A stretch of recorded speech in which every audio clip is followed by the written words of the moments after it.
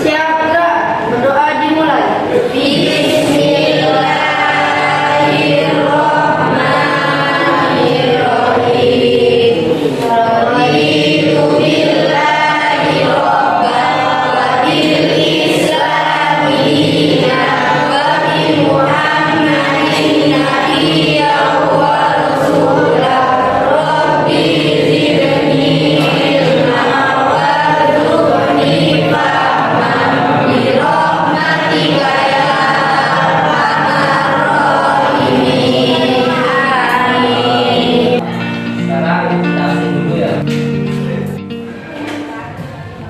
Akhirul Abdillah. Hadir. Ahmad Zainul Umam. Hadir. Airil Afian. Hadir, Pak. Andre Fadlatul Rizki. Hadir. Eka Saputra.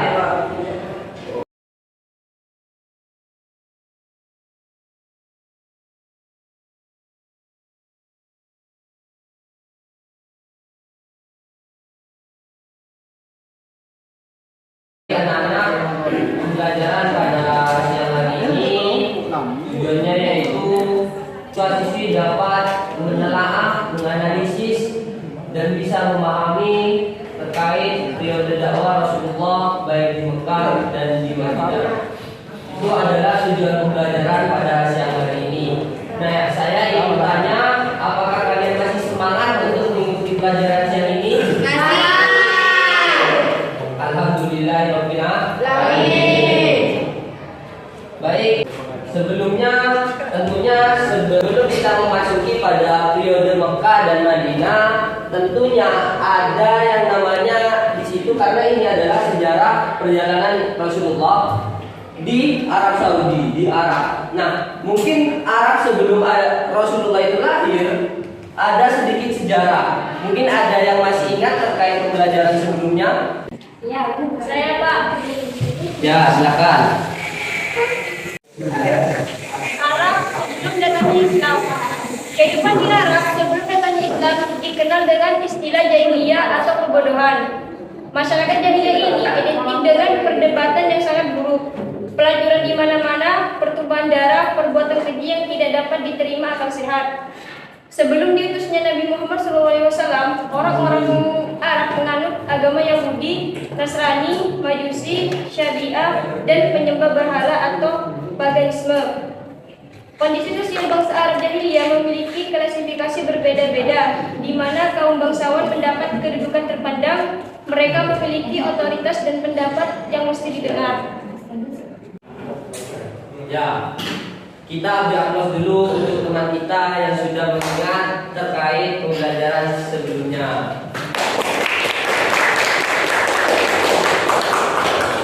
Dari apa yang disampaikan oleh saudari Najla tadi sudah mengingatkan kita bahwa dulu sebelum Nabi Muhammad dilahirkan di Arab Saudi, di Arab atau di Mekah, beliau di sana itu mereka mempunyai sifat-sifat yang buruk dan juga ada beberapa hal-hal yang positif. Nah, sekarang kita lanjut pada periode dakwah Rasulullah.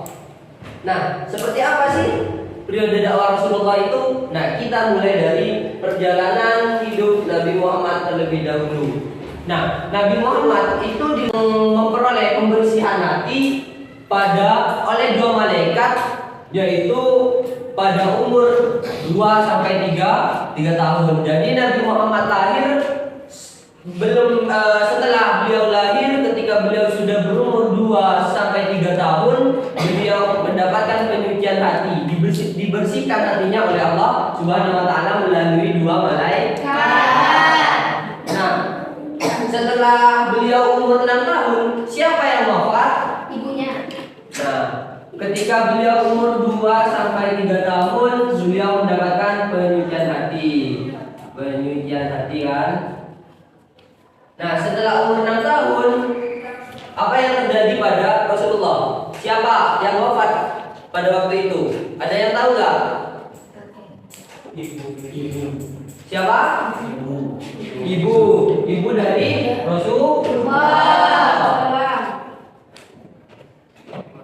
Ibu Rasulullah.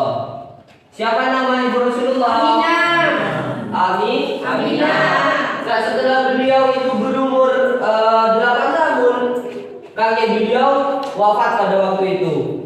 Nah, setelah itu beliau berumur 12 tahun, beliau sudah mulai belajar untuk berdagang. Berdagang kemana? Berdagang ke Syria untuk Khadijah. Untuk pertama kalinya beliau melakukan perdagangan yaitu pada umur 12 tahun. Nah, setelah beliau berumur 25 tahun, beliau melakukan perdagangan lagi. Kemana? Ke Syria untuk Khadijah. Nah, pada waktu itu juga karena melalui jalur perdagangan Rasulullah menikah dengan Khadijah. Jadi Rasulullah itu menikah pada umur ke 25 tahun. Sedangkan Khadijah itu berumur 40 tahun. Nah, mungkin itu sedikit singkat ya hidup Rasulullah sampai beliau wafat. Beliau wafat pada umur 64 tahun. Nah, sekarang setelah kita mengetahui sedikit perjalanan Rasulullah mulai dari umur 2 tahun sampai umur ke-64. Nah, sekarang kita akan membahas terkait yang namanya penyebaran Islam di Mekah. Nah, Nabi Muhammad pertama menyebarkan Islam di mana? Di Mekah. Nah, Nabi Muhammad mendapatkan wahyu pertama kali pada umur ke 40 tahun. Nah, penyebaran Islam di Mekah. Ya, penyebaran Islam di Mekah.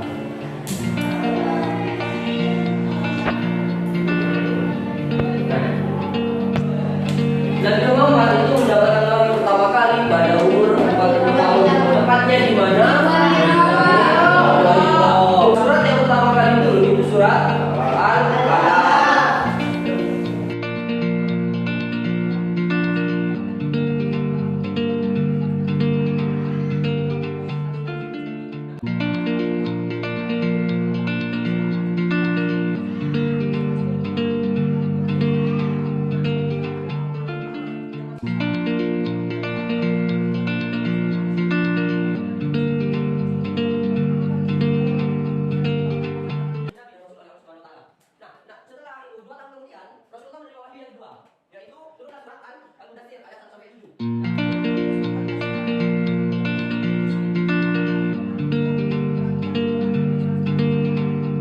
Itu adalah mulai dari wahyu pertama sampai wahyu kedua yang dilakukan oleh Rasulullah. Nah, sekarang saya akan membuat kelompok dari kalian. Nanti masing-masing saya membuat kelompok. Caranya gimana? Melalui hitungan. Ya, nanti sesuaikan. Oke? 1, 2, 1, 2, 4. 1, 2, 3, 4. Nah, yang mendapat nomor 1 sama yang nomor 1, yang mendapat nomor 2 kumpul sama yang nomor 2. Ayo.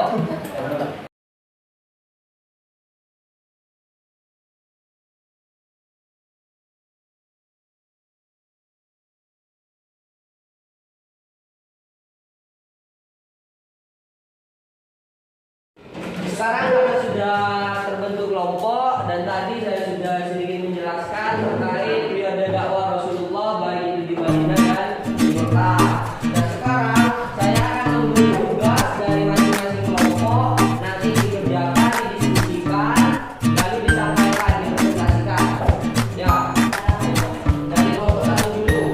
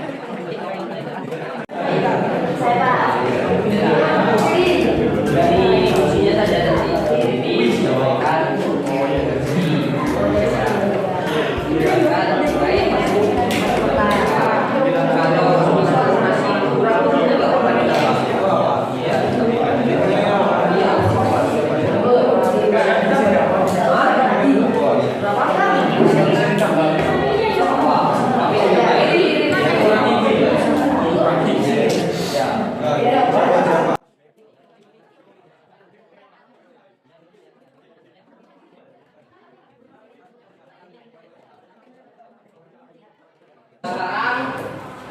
kita presentasi dari tugas dari masing-masing kelompok. Nanti dari per kelompok berdiri disampaikan mendapatkan tugas apa, lalu dipresentasikan hasilnya, hasil diskusi bareng temannya. Kita mulai dari kelompok satu dulu. Ayo kelompok satu. Siap. Berdiri. Saya Nia Ramadhani dari kelompok 1 ingin mempresentasikan periode tugas. Pertama, usia yang menyembah api dan ajaran mengenai kebebasan yang pasti bergegas pada masyarakat sehingga itu harus menjadi mimpi bersama. Romawi yang Nasrani yang juga masih dipengaruhi oleh budaya Kaisar Nero yang memperkosa ibunya sendiri, oleh budaya Kaisar Nero yang memperkosa ibunya dan membakar habis kotanya.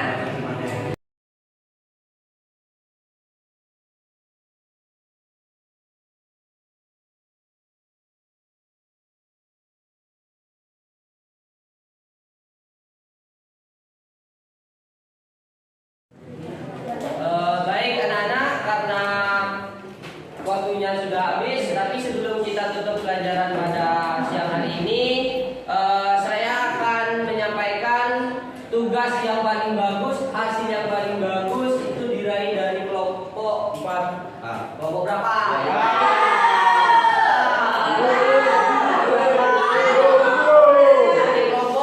2.